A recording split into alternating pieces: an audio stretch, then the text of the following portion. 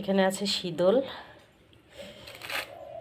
আর রসুন কাঁচামরিচ, এগুলো আমি ভেজে নিয়েছি কড়াইতে। আর শীতলটা চুলায় পোড়ানো হয়েছে, মাটির চুলায়। এখন আমি এটা ভর্তা করব, শিলে পিষে ভর্তা করব এটা।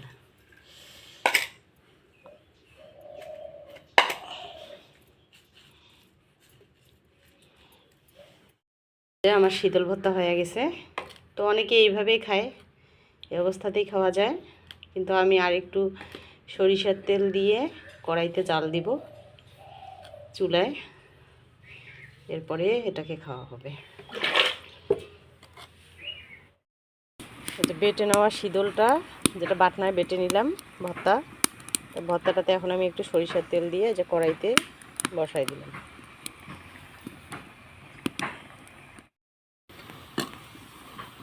শীতলটা এখানে আরেকটু ভাজা ভাজা হবে, সিদ্ধ হবে, খেতে আরও ভালো লাগবে।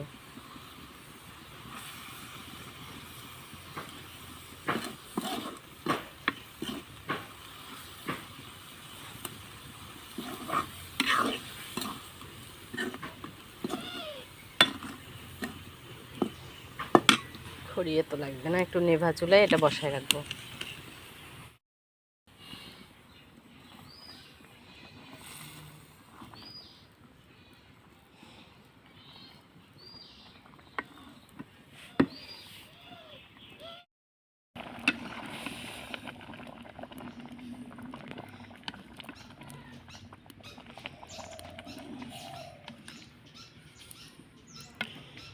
আজকে রংপুরের সব ঐতিহ্যবাহী খাবারগুলো আমি রান্না করছি।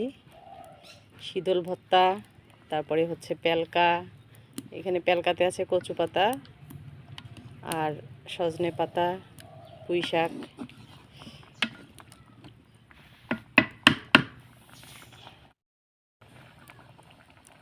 আর ডিম রান্না করছি,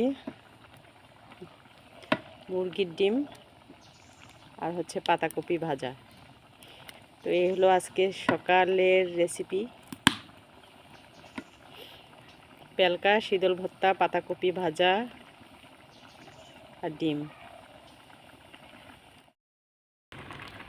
যে পেলকা রান্না হয়ে গেছে, এখন আমি শীতলটা বসাই দিব কড়াইতে।